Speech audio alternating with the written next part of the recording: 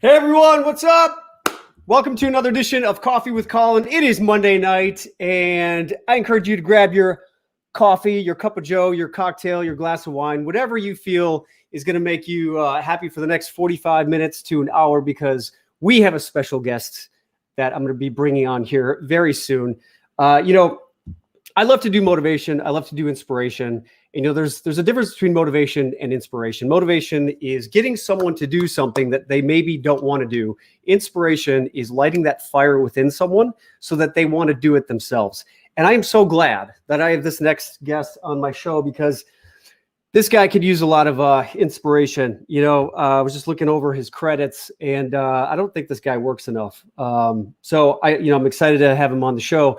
Just share some insight, some mindset strategies, so that maybe his career will go to that next level, because he's got so much potential.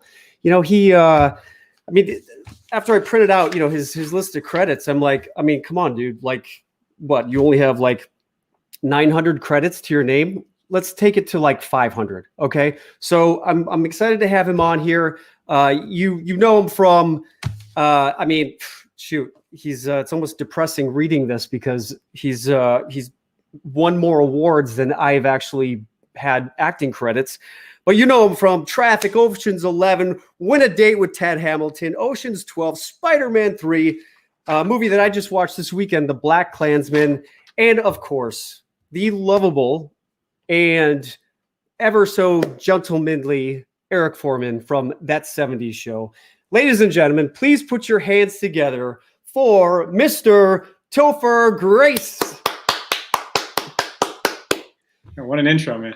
Yeah. So, man, I'm glad you're here, because you definitely could use a little kick in the ass. I think. Sometimes it's not until you hear it from someone that you've just been wasting. My wife would be so mad if she heard that intro. Yeah, wasting the last like 20 years of your life, man. It's like time to get it together. She wants me home more, so she would hate you. But thank you. That's very kind of you, man. You're welcome. Well, thank you for being here. Thank you for taking time out of your day. I know you're a busy family man now, I hear. Well, look, man, I met you, I'm guessing like 8-9 years ago. Yep. And this is the experience. If you guys are watching Colin, but you haven't met him, it's pretty much what you think it is, which is that, if you're a dude, I met him and I went, I'm not gonna be friends with this guy. He's way too good looking. Like, I don't want to know him. And then you turn out to be one of the sweetest, nice, and it's like actors are very infrequently like supportive of other actors. And I wound up being friends with you against my will. Yeah. Well, I just made you my friend. Yeah, well, you really are a great guy, and then when you texted me about this, I hadn't seen you in a while, mostly because of, like you said, having a family, and then we've been in quarantine for so long, and I did some reading up on you and your book, and it's so impressive.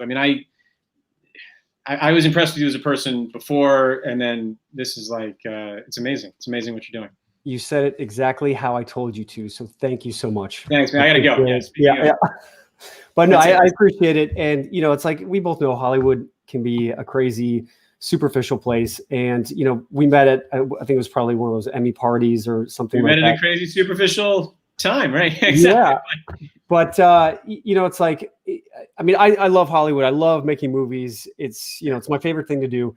But going to those parties, man, it can be intimidating, because it's like you see everyone who's, it's like the who's who of Hollywood in these rooms. And it's like, okay, it's kind of like, well, who do I talk to? There's Brad Pitt. Yeah, this is what nobody tells you about Hollywood, is that everyone's scared. Like, everyone in the room is scared that everyone else isn't scared. And I've just been in it long enough that I know, like, everyone's putting on their game face and trying to be cool. Yep. And, I guess you'd have to be, like I said, it's too unapproachable. You're such a good-looking James Bond dude, but like, you're so vulnerable and just genuinely a good-hearted person that you kind of broke through that. I was probably doing the same thing, and I thought, oh my God, this guy actually seems kind of cool. Yeah, well, I don't want to be friends with guys who are it's not fun. Well, I think we met at the bar, and I think it was one of these things where you have this genuine likability about yourself as well. I call you the modern day Jimmy Stewart. That's people can like me, dude. Whatever. If you're this level of good looking or medium looking, it's easy to get into my thing. Yeah. No, but it's not about that. It's about what you do. It's the feeling that you have on so many people, and you inspire me to be a better actor. Every time I see you in something, it's like you redefine yourself in every role that you do. And I'm just like blown away and so proud of you for just like starting out on, an amazing show, that 70s show. But then to just take your career to that next level, I think you probably did read my book at some point, right? Obviously. That's what did it. And I said, time to play David Duke. Yeah. Yes. Once I read the book, I thought, now I have a real grasp of racism. Yeah. Well, I do want to get to that, but before we get started, a lot of what I like to talk about is just to share your experience with our viewers, because there's a lot of young artists out there and parents who have kids who are wanting to get into acting or entertainment.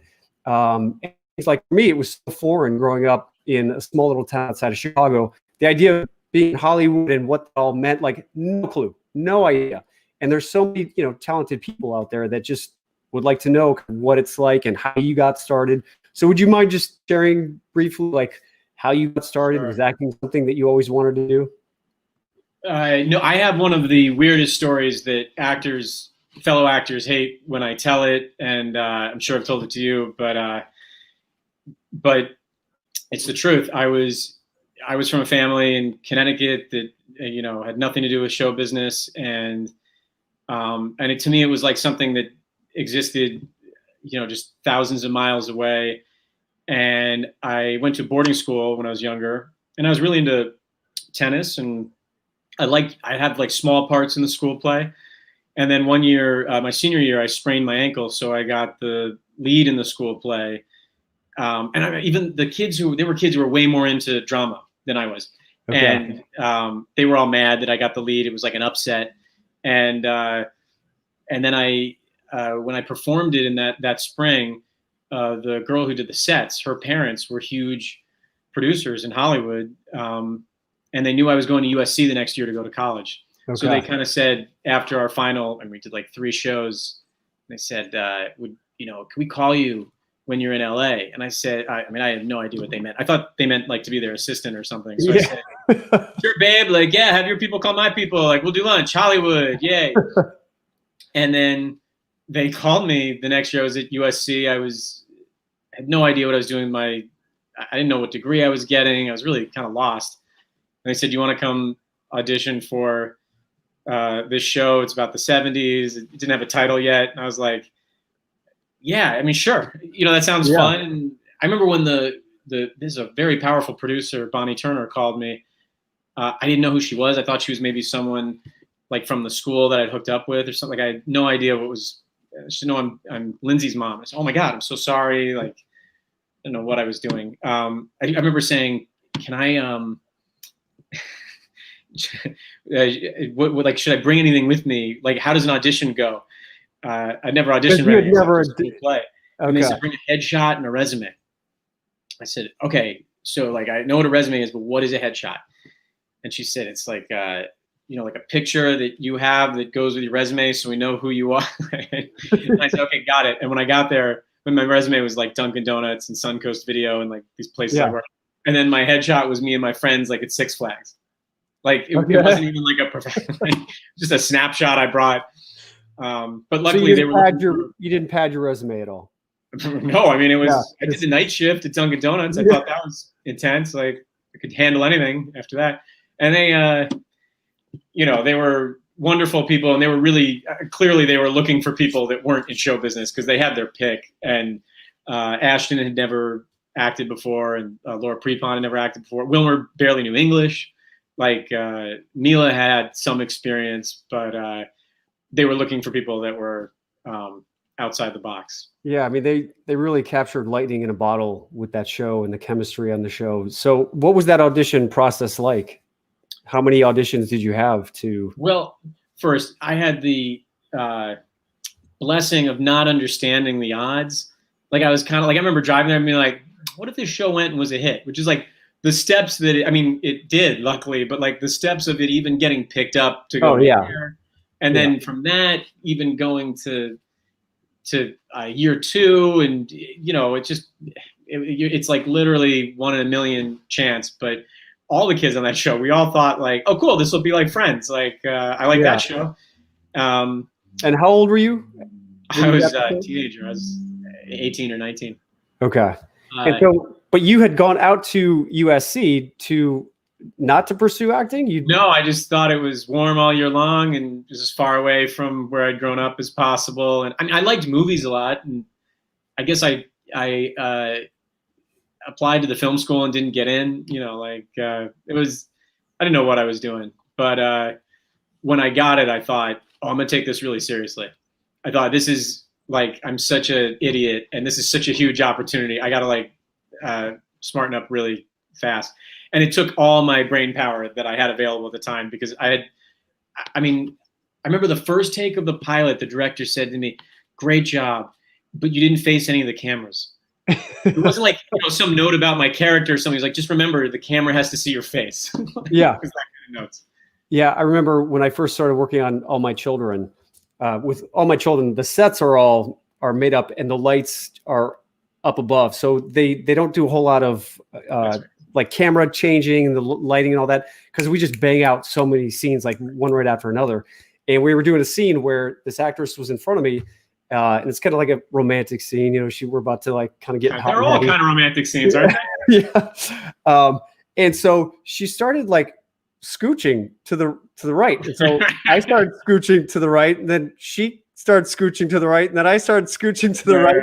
And then they were like, cut. And I was like, what's going on? She was like, Colin, I was in your light. I was trying to move so that to get out of the way for you, right? Yeah. So it's like little technical things like that you just, obviously you don't really know until you actually get on set to do that stuff. Well, do you ever get mad at people who say they don't like starting on soap operas? Because I get mad when people say like they don't like starting on sitcoms and they want to do movies, because I think it is the best TV at any level. I mean, to be honest, soap operas are better because talk about like a grind to get you into it. It's like a boot camp. Yeah. If you do that, I mean, what can't you do, right? Dude, it is it's like jumping into the deep end and learning how to swim really quickly. And it's funny, Deborah Jo, who played your mom, she actually started out on All My Children.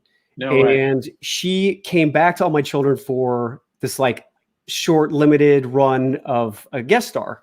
And so I ran into her in the hallway up in the the dressing rooms, and I was like, Deborah, oh my God, I love that 70s show. You guys are great. Love the show. And she's like, oh my God, thank you. I just I'm so nervous right now. I just forgot how scary this soap opera thing is. She was like, we just did my scene, and we did like 2 takes, and then they were like, okay, moving on. And I was like, wait a minute, I just was like starting. She's like, I forgot how difficult this really is. Yeah, whenever I hear some young kids say, I can't wait to get into serious stuff, I go, this is, first of all, I mean, the best thing about a sitcom, which I would give the edge to soap operas in terms of learning on your feet, but the best thing about a sitcom is there's a live audience, and you have this kind of stage element and a filmic element, because you're kind of pre-shooting stuff maybe the day before. So you're both learning how to act in film and knowing, I still feel like I know what will get a laugh, because for 7 years I was in front of 300 people tape night, and you learn really quickly how loud it is when 300 people aren't laughing. It's like deafening. You know what I mean? Like you just want to keep them laughing the whole time. So I now still feel like I know, like, ooh, that'll get a laugh, that won't. It's invaluable. I actually feel bad for people who start in films. Yeah, it's I only have gone on and watched one live audience show, and that was I watched a filming of an episode of Friends. And for me too. That's funny. I went the year before when I was at USC. Okay, yeah. So I went on, and they rehearse all week, and then it was a Friday afternoon, and we got there at like 4:00, and then they start filming at 5. Dude, I left at like midnight because they were still filming. Like, we had a rule on our show, which was these producers had done Third Rock from the Sun. They just won the Golden Globe for that, so we had like zero experience. They had all the experience. And they made a rule at the beginning that they didn't change the script after Wednesday. Okay. You film on Friday night. Yeah. And I remember at the beginning thinking we could be using Thursday and Friday to write better jokes. And it was true that we could have had slightly better jokes in it, maybe. But having that rule where we would, you couldn't change it meant basically instead of writing to Friday, we just wrote to Wednesday. Okay. And then, we got home at like 10. It was great. Okay, that's good because they would film like a scene, and if it didn't get a good laugh, then they would just try another joke. I think Friends would bring in like a second audience about halfway through, which was so popular they could do that, Okay. Now, well, I ended up staying till most of it, but after a while, I was like, man, this is something else. But yeah. So performing in front of a live studio audience, did you ever get nervous? Did you ever like have that, sweaty armpits and the? Oh yeah. Oh my God. At the beginning, I mean, I'll tell you a secret. This is crazy because we've been in quarantine. I watched the pilot again. I haven't watched the pilot in, 2020 is as far from 1998 when we started as 1998 is from 1976, where the pilot takes place. So I thought it's crazy. It doesn't feel like that much time's gone by. I remember in the late 90s thinking, what were the 70s? These bell bottoms, it's crazy. And then now being in 2020, thinking like 1998, like nothing's changed since then, right? But I went back and watched it during quarantine once, like alone. I didn't even tell my wife that I was doing it. And first of all, I was way more forgiving to myself than I thought. I mean, I was so green. I forgave myself for whatever I was terrible at. But when I watched it, I realized I was almost blackout nervous. Like, I mean, it was too intense. Like maybe 11 million people are going to be watching. I mean, yeah. And I never had any acting experience before that. But again, that's what I loved about the show is that it's not about any one episode. It's a batting average. And, trust me, there are bad episodes of that show. And I mean, mostly because of me.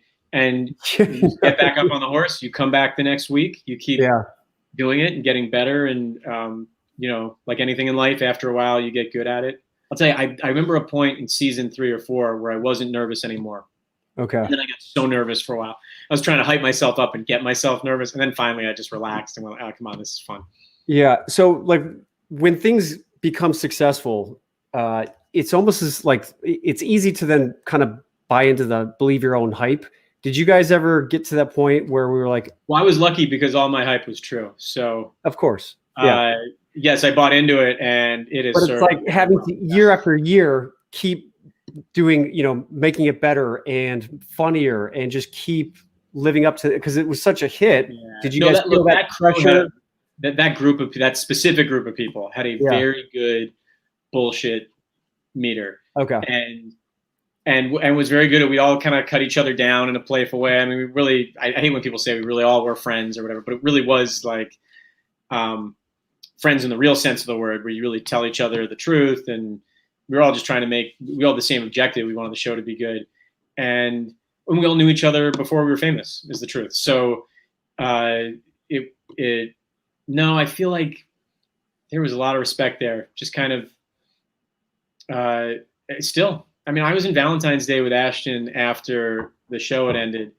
And, we just love hanging out and, look, it's like being on some great soccer team, and you know what this is like when you're going to great ensemble, and if you don't have it at that moment, you can pass the ball to someone else, and they're going to score. And if they don't have it, and I just really miss them. Everyone asks me in interviews, like, do you miss them? I'm like, yeah. What do you? I mean, it's like family. It's being on one of those great sports teams or one of a great band or something. You just go, man, we're so good together. I just love working with those guys. Yeah. So was your family really supportive of all of this? Were they well, like, hey, now be careful? By the time I got famous. Yeah. I thought once I got to the show, I thought that's it for that group. You know what I mean? Like, they're amazing. I mean, my parents just moved to California to be closer to their grandkids, about a year ago. So, okay. Before that, they lived in the same house since I was born. And I had a wonderful advantage to anyone being in Hollywood is that whenever it got tough, I could hop on a plane and, sleep in my bunk bed. And my folks are, it's funny. I always thought of them as very supportive and wonderful people. And now having kids, it's like, I cannot believe what a great job they did. And I'm just trying to emulate them now. Can you share any memorable pieces of advice that your mom and dad gave you? I think about it a lot because I think about what I want to say to my kids, and it's no one thing. It's like that batting average thing we're talking about. Mm-hmm. It's just cumulative, being there and giving good little pieces of advices and leading by example, which is the best kind of advice over a long period of time. And I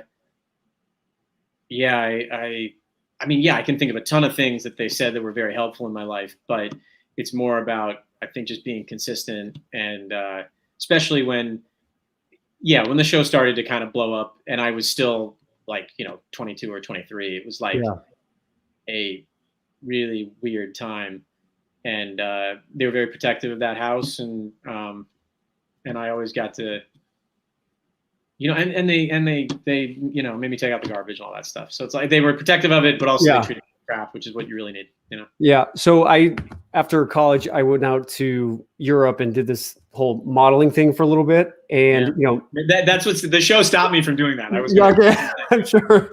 But, I was like hanging out with Donatella Versace and Gianni Versace and like Giorgio Armani and all this. And so I would come back to my small little hometown outside of Chicago with like these crazy Versace outfits.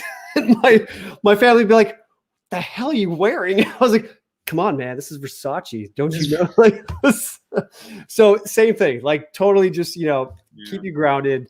And my mom would always say, oh, after a few days, I finally get my old Colin back. And I was like, is that like, so who was that? The first 2 days of our trip home. Yeah.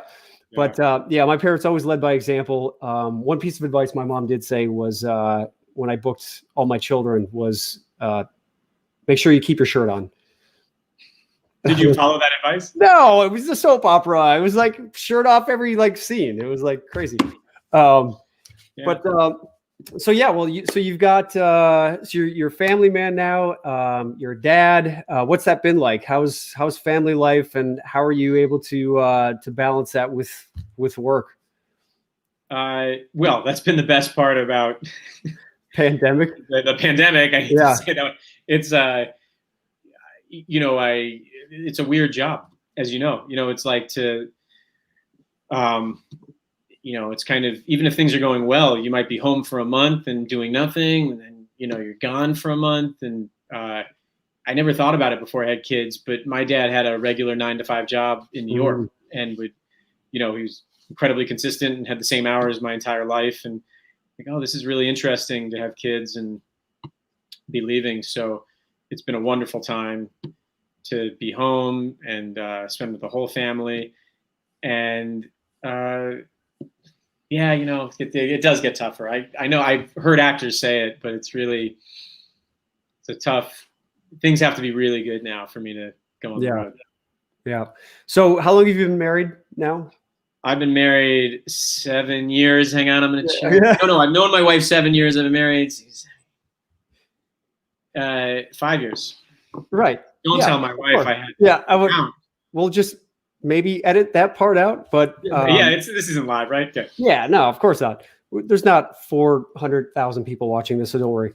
I should say, in case my wife does, on the small chance my wife watches this, the only reason it works is because I have a supportive spouse to go work. It would be unimaginable to try to, and she knows, like, when work comes, you go into that mode where you just, you care about it so much. And then, the good side is you have so much free time too. I mean, my dad never had, a month or two off to bring me to school every day. So I don't know. I can't wait in our family therapy session in 2040, I'll ask my kids, did that mess you up or not? Yeah. Yeah. Would you say that it takes a special type of person to date an actor or an actress? I would go so far as to say it takes a special type of person to not date an actor or an actress, especially a famous actor and actress. And I think one of my top things that I love about my wife is can you swear on this? Sure, go ahead. She just does not give a shit. Like, and that's really important. And that, you know how it is. People, yeah. We all know when we're in it, your fortunes rise and fall. So anyone who's doing well today, who knows what that is tomorrow. But it's hard for people, especially outside of the industry, to see how unpowerful it actually is, but or how ephemeral it is. But it's nothing. But yeah, it's tough. It's tough. People get really caught up in it. Even famous people like to date famous people. Yeah. Well, at the end of the day, it's just two people trying to do the best they can. And what would you say is maybe a couple of secrets to the success of your marriage? Well, you'd have to ask the number one secret is you got to marry my wife. That's the secret. She is so patient, and I always hesitate to be too demonstrative about our relationship because there's nothing I can say that is like enough to. She's smarter than me, and she's better than me, and she lets me do my little acting thing, but she really holds it together. Maybe I should make her watch this. Yeah. Yeah. Well, yeah. I'll just fast forward to this part. Yeah. I've met her. She's beautiful and sweet. I do have to say you are definitely a lucky guy. Yeah. Thank you, man. And she's a lucky gal. I'm not sure about that, but we have fun. I'm a fun guy. I think I'm a fun husband. Cool. Well, we have some questions from our audience. I did a little Facebook Live earlier. All right. And if you'd be gracious enough, so many people were so excited that you were going to be on the show tonight. And the first question we have here is from Ashley Bartholomew. And she asks, what has been your biggest success and struggle going from teen star to adult actor? I'm not sure thank you, Ashley, by the way, that's my wife's name. I'm not sure I was ever a teen star in the way that people normally use that term. The first movie I did the first project I did outside a 70s show, I was like a meth addict in that movie Traffic, if you remember. Yeah, great movie. And well, thank you. But it was like, I remember it was so weird. Like I'm freebasing with Erica Christensen, and then we like start having sex on screen. I mean, my mom was like, I don't want to go to the premiere. Like it was, I think if you do enough projects like that right out of the gate, people kind of, whatever, it doesn't fall into any specific category. So I never really felt like I had a huge struggle getting out of the sitcom thing. Because in my free time, you have summers off. That's when I did Traffic and movies, other movies at that time. And I felt like I did such weird other roles that, look, my agent would have loved if I played the same role over and over again, because it's you make more money that way. But so I was very lucky. Sorry, did you find yourself pigeonholed into playing like the Eric Foreman characters? Well, no, because once you're like freebasing and doing stuff like that, I did a movie called Company towards the end of that show where I was like playing an ad executive with Scarlett Johansson. It was like I did stuff that was so weird and away from that show that I'm just lucky. I certainly didn't make as much money as if I had done that role during the summers too. Like in my other projects, I'd played kind of the same character, but I was lucky I got to go do lots of different things. So that was the trade-off. What would you say is your favorite job that you've done? Your favorite role ever? Probably Blackkklansman. I love Traffic because it was my first time on a film set, and Steven Soderbergh's an incredible director, and then went to the Academy Awards. It was like, it was just the dream. It really spoiled me for movies. But as an adult, I did a play in New York 7-8 years ago, and I had never really rehearsed or prepared that much for a role, and then I'd never done a role, 100, 200 performances in a row. Mm-hmm. And what I took with that was a really serious new way to approach acting and film, which is long story short, I basically kind of hire someone and rehearse it for a long time before it goes. Because as you know, Colin, you don't get a lot of, or sometimes any rehearsal. Like the first take is your rehearsal. Yeah. So when I got to Blackkklansman, I remember begging with Spike Lee and saying, like, I really think I have a take on this and I know how to do it, and just feeling I prepared so long for that. Just the preparation of doing an imitation of a human that people I won't say that people are aware of is really hard, and then the subject matter was very difficult. But I really felt like I had an opinion on how to do it, and Spike is just such a phenomenal director. So yeah, you really nailed that role. And for those of you who haven't seen Blackkklansman, I highly recommend it, especially with everything that's going on in the world right now. And the great thing about you, Topher, is that you have this way of making despicable characters likable. And that's what, so even, so you play David Duke, the leader of the Ku Klux Klan, or the organization, because we don't say that. But great performances all the way around. Oh yeah, there's such great actors in that ensemble. It's incredible. Yeah. Yeah. So what would you say is the theme of that movie? Well, oh my God, there's so many themes. For me, what I was trying to figure out, like what you're saying, is I read his autobiography, which is kind of like his Mein Kampf. It's called My Awakening. I don't recommend it. It's huge and just a horrible read. I watched a lot of filmed footage of his. I listened to his radio show to kind of get his speaking mannerisms. But there were a couple episodes of him on Donahue, which is if anyone hasn't seen it, it was like a kind of like a daytime show back in the Phil Donahue show. Yeah, and he came on. He was the bad guy, and everyone's kind of booing him. And by the end, he hadn't really turned the crowd, but they were listening to him. And I thought, oh man, this guy is a new form of racism in America. And he is that to the movie too. You kind of, the first half of the movie, you're experiencing kind of good old boy racism, and then the second half is Duke kind of found a way to gussy it up so it was more palatable, and that's what makes him very evil, is that he's actually very charismatic and well spoken. Yeah. So finding a way to show that he was evil and yet show how he is, which is very convincing, was really tough. And again, Spike rehearsed that a lot.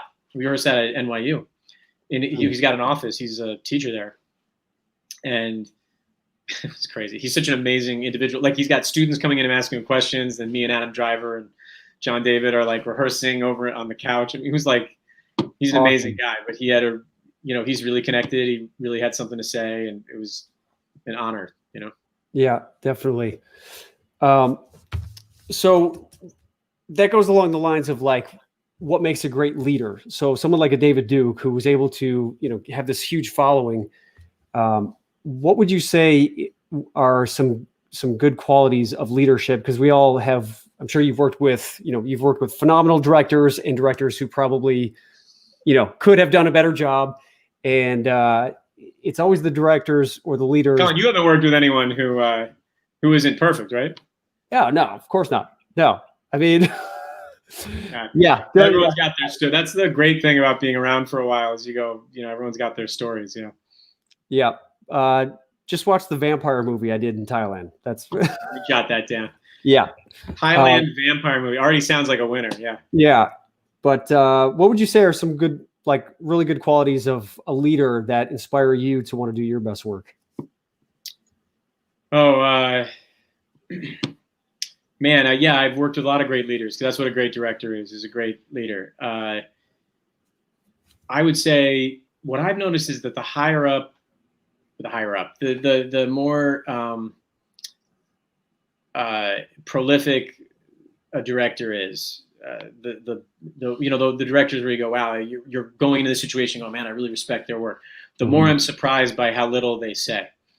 It's maybe a coincidence, but I feel like they really believe in the people that they work with.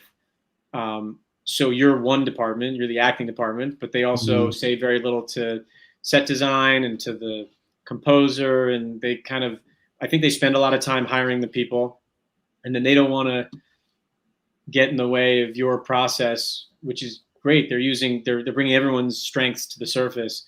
I know I'm in trouble when the first day of filming a director goes, okay, so you gotta, and I go, I gotta, like, what, Yeah. you know what I mean? Like, just, I have an idea, like, just, I might be wrong. I mean, I'm very frequently wrong in what I should do on a set, but like, you should hear all the ideas and kind of pick the best one, you know? Yeah. Yeah. There's several directors like Clint Eastwood, I've heard is Eastwood, like, doesn't even, like, you don't even know he was on the set. 1 or 2 takes and moving on. And it's, you kind of don't know what was like, was that good? Was that horrible? So we're just going to move on. Like I've heard he doesn't say action, like, which is crazy. Yeah. I've heard he says, was on, God, what was he on? Like Bonanza? Because he was on some Western TV show, and he realized the way they make such a big scene, it would scare the horses before a take. But I think what he's really saying is everyone gets scared when you're about to film something. Okay, rolling, quiet, on a bell, and you kind of go into this state of like, oh no, everyone's looking at me. Yeah. You know, and you get the most nervous right before you start. It doesn't make any sense. Yeah, he actually says, whenever you're ready. So what a beautiful thing. Yeah, he's a master. Yeah. Yeah, and Woody Allen, I've heard, is the same. See, I have to say what I've heard about directors because I haven't worked with them like you have. But no, man, you know what? You know, one of these days, Topher, we're going to be doing a movie together. I just have a feeling. Colin, we will definitely be doing a movie together. And probably because, stop. All right, let's go on to the next question. Janina Kemp asks, who are your role models? Well, Colin, besides you. Of course. Yeah, let's not even get into that. That'd be too much material. Gosh, probably this isn't something about the business. It's probably people I know who I've met through my life. I was lucky enough to go to boarding school at a young age. A lot of people think that's like they've only seen Dead Poet Society or something. Yeah. I wanted to go to boarding school, and I loved it. Met a lot of influential professors and people there, and then my parents, and it's been surrounded by a lot of people. It's funny. I've been starting to look around on sets, and I go, wait a second, I'm older than the director now. Have you had that?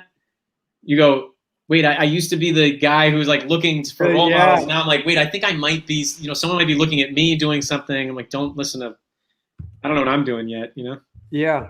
Yeah, no, that's true. We're getting to become the old guard here. Yeah. Are you looking to get into directing, producing? No, Is that something? I had a really wonderful epiphany about 10 years ago where that's not something I'm really that good at. And it's really saved me a lot of time. It's when I watch what my director friends go through to make something a reality. Yeah. I'm a good helper. I'm not really a good creator. I know that sound. I told my parents that once. They said, no, you can do it if you put your mind to it. I said, no. Really? I thank you for the support. I appreciate it, but it's not a negative thing to know that, like, I mean, Blackkklansman is a good example. I really wanted to help Spike say what he wanted to say, but I don't have something like that to say. But when I read it, I recognized that Spike has like a lot of things to say with that movie, and I really wanted to be his helper with that. Got it. You're a man of service, Topher. I like it. Yeah, I'll come work on your directorial debut. Yeah, well, I've got an idea brewing, so I'll let you know when I got it going on. Let me know what that craft service table looks like. I'll show up maybe. Yeah. Well, do you know how to cook? No. I'm saying I'll eat. Oh, you'll eat. Okay. Okay. What would you say? So Pam Graffmiller asks, what would you be doing if you hadn't become an actor? Oh, Pam. Gosh, I don't know. I was not crushing it in college before. I mean, I was like, when they say your major is like undecided, like I was truly, I hadn't even thought about it. I will tell you, or anyone that age, when you're just entering the world like that, and someone says, hey, do you want to be a circus clown? If you have nothing else to do, go try it. You know what I mean? Like I certainly didn't think I was going to get the show, but I thought, it's interesting. Someone's asking me to go audition for something. I live in Hollywood now. I might as well try. And it was such a it's such a great thing when you're at the bottom and you have nothing, is that everything's open to you. Yeah. So, and you don't need to, it's kind of like we were talking about with the show. I hate when someone young is saying, I don't want to intern somewhere and like get people coffee. And I go like, yeah, you can work anywhere. Yeah. You can be an intern. You can just go up to the best company and say, I'll work for you for free. Actually, I don't know legally how that works anymore, but when I was coming up, you could go work anywhere you wanted, and people just didn't because they didn't want to work for free. And I go, it's the best time of your life to do that. So like the best agencies in Hollywood, are you with CAA? No, I'm with ICM. Okay. So like just, reading about even what it's like to get a job at some of these like high powered agencies, there are Notre Dame law school graduates who start in the mailroom. And what they say is great about it. Everyone starts in the mailroom. That's right. And they'll say like, okay, there's 4 of you that are starting here and only 3 of you are going to survive this week. So like, okay. Let me tell you something, dude, it's always the people. I mean, I shouldn't say always because there are some very bright people there, but it's usually the people who don't have a silver spoon, who stick it out and they deliver the mail for a year or two. Yep. They get on someone's desk and before you know it, they're running Hollywood, and the person who, had the degree can't get through that ring of fire. And I love that. I do love that about Hollywood. That kind of like, no one cares if you have a degree from Princeton. Exactly. And I would say the word to describe what I'd say the most important word I think you need to have is grit. I mean, you really just have to be able to endure a hell of a lot to pursue and go after your dream, because it's got to be one of these things where like I love performing. I love acting to the point where I don't even think of it as a choice. It's just who I am. It's what I love to do. And I think that's what you need to have in order to be successful, because it's way too difficult to put up with the disappointment, and it just depends on, what level of your career that you're at. I mean, I'm sure you get more often roles offered to you than you have to audition for, but still. Now I'm getting only neo-Nazis. It's always like something like I think like if whatever the profession, if you love it when it's bad, you're fine. Yes, exactly. Yep, definitely. So what would you, I guess, if any advice you could give someone who's starting out in the business, or maybe your 20-year-old self who just kind of was getting started in the business, what advice would you give someone who's just, looking into wanting to come to Hollywood and pursue their dream? I think back in the day, I would have said it would have had, it's always something about the grit and how many times you get knocked down, how many times you get up and that kind of thing. But specifically now, this is a great example with what you're doing here. Like, it's all possible. There's platforms for everyone. I mean, back when we started, dude, you had to rent a video camera to put yourself on tape, and then you had to zip up the VHS into a FedEx thing and send it to the guy, and then maybe they watched it. Here it's like, you record a video of yourself and put it on Vimeo and a director can see it. Or I was in casting. I'm doing a pilot and I'm a producer on it. So I was watching people audition for it, which was amazing to be on that side of the table. Yeah. And someone sent an audition. They couldn't get in the room. Someone sent an audition to me on Twitter, just said, hey, this is my audition. And I watched it. They did not get the part. But the point is that there's so many avenues. Have you seen that film Tangerine? Oh yeah, the Duplass brothers. This film was all on iPhone. Who was it? I'm forgetting. It's like that mumblecore thing, but it's not the Duplass brothers. But I forget the name of the director. He's great. It was all shot on a cell phone. Yeah. And the fact that we have now on our cell phones better cameras than you and I had when we probably than you had on The Young and the Restless at the beginning. And then on top of it, like, is that the right one? Did I say the right one? All My Children. All My Children. Right. Sorry. All My Children. My bad. That is such a Come on, dude. But we have better cameras on our phones now. Oh yeah. And, YouTube is like, look, it's hard to call attention because there's so much stuff out there, but if I was in college now and kids were complaining the way they were when I was in college, saying like, I can't get my stuff seen, or no one's getting me to direct a movie, I'd say, it's only your fault because you have the ability in your hand to go make that happen. Yep. Very cheaply. Yeah. Yep. I've said this before, but Anthony LaPaglia was asked by an acting student, he was just complaining that he wasn't able to get work and getting auditions. And Anthony asked him, how much do you pay your agent? And the actor said, well, I pay him 10%. And he said, well, then you should be doing 90% of the work. And it's still feels like 10% is too much, but I agree.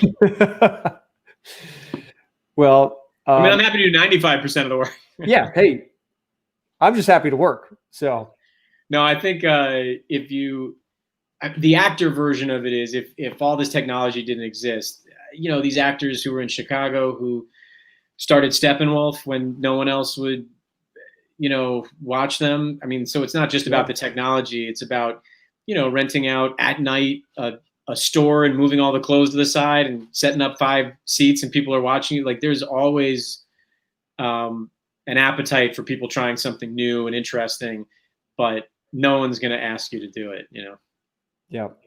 As Mark Duplass says, the cavalry isn't coming. You've got to make it happen. Go to the cavalry. Yeah. Yeah.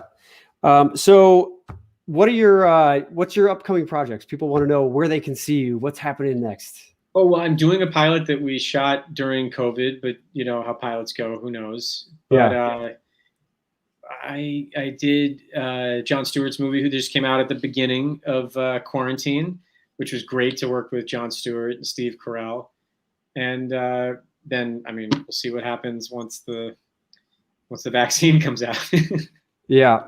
Is everything pretty much still in lockdown there in Los Angeles? Well, yeah, I'm a little bit on hold for this pilot, but and it was kind of pushed because of quarantine. But what a weird time. We went and shot this thing, and it's already so hard. It's a set where you don't know people. Everyone's working together for the first time, and then there were all these procedures. But I gotta say, I love actors. I love Hollywood crews so much. Like everyone figures it out. Yeah. You know that thing when you get to the end of a day, even when there aren't COVID procedures, and you got like 5 minutes to get that shot, and somehow you get the shot that would take you 2 hours at the beginning of the day. It was like that the whole time. But I love these other actors in the cast. It was a great ensemble piece, so I hope it goes. Are you able to say what the name of it is? Probably not yet, but okay. Maybe. All right. Maybe soon. Cool. Well, last question is by Amy Krause. She asks, what keeps you motivated and inspired? Motivated and inspired. I think I don't think about, it's kind of some of the stuff you were saying, Colin. I don't think about on a day-to-day level, like, do I like acting? Like, is it for me? Mm-hmm. Like, I think if you are lucky enough to A, kind of have a real passion for a specific thing, and then B, find I'm very lucky that these people scouted me. I kind of liked acting, but I didn't know you could do it for a living. Like, so if you're lucky enough to find an avenue to that thing, then I think you kind of have an endless tank of gasoline. And it's something that I think about now as a parent so much is not shutting down a kid's, our kids are young, so we're not there yet. But when someone has a passion for something, not saying, well, you sure you want to do this? You should. When I said I was going to be an actor, my dad was like, what? He doesn't even know any actors or know you could really do that for a living. And he was just very supportive and said, give it a shot. And if that doesn't work, try something else and do whatever makes you happy. And I think that, it's both important that we do it and then also we don't shut it down in other people. Yeah. Well, it sounds like your parents are very similar to mine. And I think that's why we connected. That's why we connected at some bullshit Hollywood party. Yep. Terrible. You and I actually made a real human connection. And here we are having a kind of a half human connection. Yes. Over the internet. Yeah. Well, Topher, thank you so much for being here. Appreciate your time. And good luck with everything. We have one last. Thank you for just talking to me. I haven't seen another human in about 8 months, so it's great. Well, would love to have you back anytime if you feel like having some more conversation. But you get to ask the 8 Ball anything you want. before you go. No, you know what, dude? Hang on. All right, I just got this from my daughter. This is from Big, which is one of my favorite movies. Nice. It's Zoltar. And I'm going to flip this on you, man. You get to ask Zoltar one question. But no, none of your guests have done this, have they? No, they haven't. Okay, Zoltar, will Topher and I be starring in a blockbuster movie together? Zoltan must take a closer look at this question. Please, if you will, look deeply in my eyes. Yes, I can see now. First of all, you have amazing eyes. Second, the answer is no. Oh, unfortunately. Ah! He threw a curveball there. Okay, well, maybe not a blockbuster, but maybe like a really cool artsy indie movie then. Yeah, I just asked him. He said it's an indie. No one sees it, but we're really proud of the work. So, yeah. Awesome.